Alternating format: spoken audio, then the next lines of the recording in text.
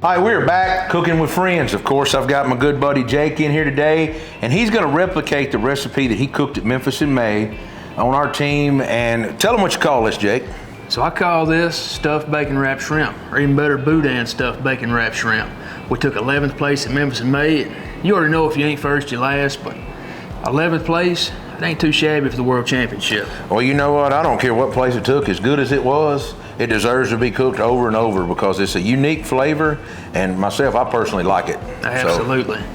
So to start out, we got my shrimp. Went ahead and butterflied them open here. Of course, you want the shell off of them, get that done. I like to go ahead and lay my bacon out, got our seasonings out.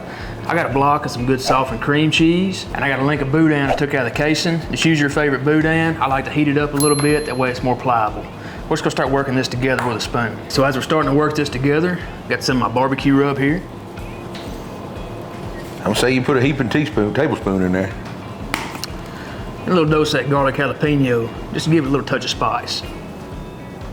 Now, do you have a particular Boudin that you normally like, homemade if you can get it, or? It's homemade if I can get it. A lot of times, the best I can find around me is the Zumo's original, and that's actually what we're using today. So it's a good Boudin. It's not homemade. It's not from Louisiana. Well, I guess it is by the company, but you know what I mean. Yeah. But it's good. It works, and that's actually what got us called at Memphis in May. Well, I got to get you hooked up with Brad down at Ronnie's Boudin and let him get you some Boudin, because that's the man. Brad is the man down there, and he has some excellent Cajun products. Excellent.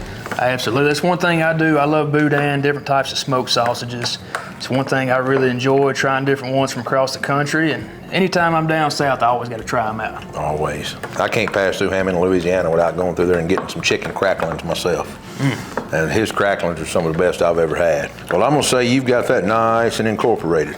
So as he said, we got this nice and incorporated. We're going to throw some gloves on. We're going to stuff these shrimp. So it's pretty simple. You're just taking your good little dollop here, running it across. Then we'll try to close it back up best we can, smooth it out, because our bacon's going to hold all that cream cheese and Boudin in. You know, I'm sitting here getting a crazy idea. I wonder if it would hold around that shrimp, forming a ball around it and roll it in panko and frying it like you do stuffed shrimp. You know, I don't know, but it's worth a try. It sounds like it'd be really good too. I'm all about playing with some recipes, trying to figure out something different. And I love putting a traditional spin, or taking something traditional and putting a spin on it. Well, like I said, it'd definitely be worth a shot. It sounds good, and I mean, us old country boys, you batter and fry anything, we're gonna eat it. Ain't that the truth? So we're gonna take our bacon here and officially try to start wrapping our shrimp. I'm glad this went a lot better at Memphis in May.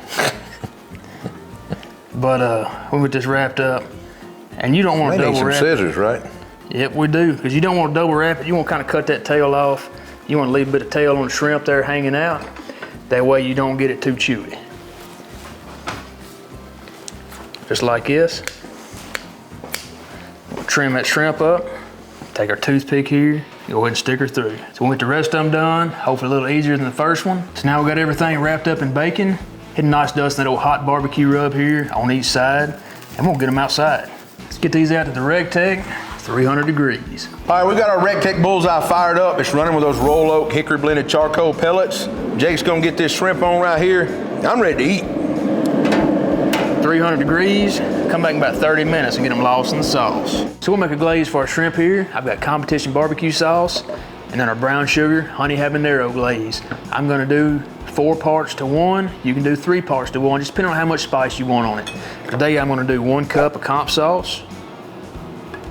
I'm gonna roll in with a 1/4 cup of the glaze. Give it a good mix real quick.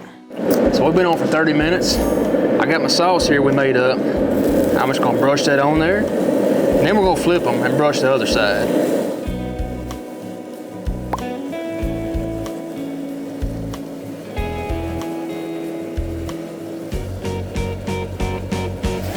So we'll come back and check these in about 15 minutes. So we've been on 15 more minutes. Just come in here and look at these shrimp. I think there's a reason Memphis and May loved them, and let me tell you, you will too. So you're gonna have a little bit of leakage, and if you're building a box with this, you're gonna have to clean that up. But here eating at home, I'm getting all that cream cheese and Boudin I can. All right, we're back. The shrimp's off the grill, so tell me a little bit about it, man. So just a little recap here. We took our shrimp, we butterflied it.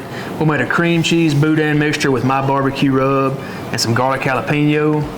And then we went and stuffed those shrimp, wrapped them in bacon, hot barbecue rub. We put them on a Rectech bullseye at 300 degrees for 30 minutes.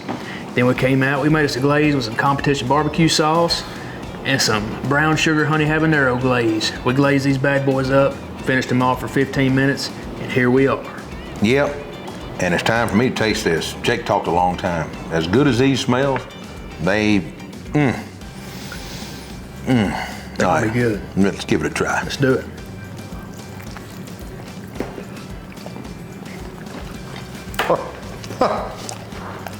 I didn't want one fall. We need about 30. Next time I got you. But for now, this one may just be mine.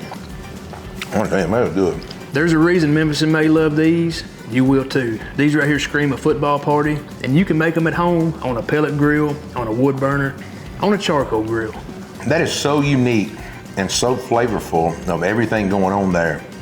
You've got to enjoy it. As an easy appetizer, I probably wouldn't want to prep 250 of them for a big party, but man, those are full of flavor. Well, Jake, thank you for coming on. Thank you for having me. Sharing this recipe with us and cooking with friends. These segments like this, doing these little recipes and sharing the stage with some of our friends is what it's all about. Cooking good food, laughter, and of course friendship. And about time for a cold drink now. I heard you. Glad to be here, and I'm glad you had me here. That's right. We'll see y'all next week. You can always find us on Facebook, Instagram, Twitter, TikTok, Pinterest, and of course YouTube. We'll see you next week with another video.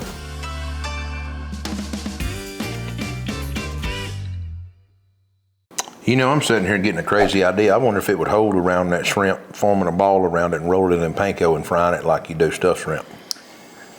You know, I don't know, but it's worth a try. It sounds like it'd be really good too. I'm all about playing with some recipes, trying to figure out something different. And I love putting a traditional spin, or taking something traditional and putting a spin on it. Well, like I said, it'd definitely be worth a shot. It sounds good, and I mean, us old country boys, you batter and fry anything, we're gonna eat it. Ain't that the truth?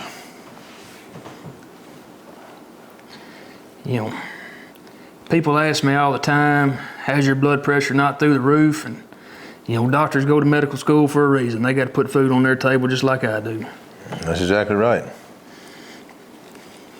I'm gonna say you might need some toothpicks, right? No? Actually, yeah, I do. That work? Works for me. You got the good ones. You come over to my house, we got the great value party toothpicks. Well, I'm a diamond man myself. Diamond matches, diamond toothpicks. Best in the business. You know why I say that, Jake, on toothpick? That's a real toothpick. It is. That don't bend in your mouth and break automatically when you put it in there. That's one of them real ones there.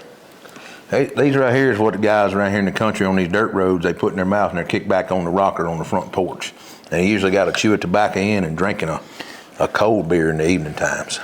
They peeling the grandson an apple with an old timer Case XX. That's it.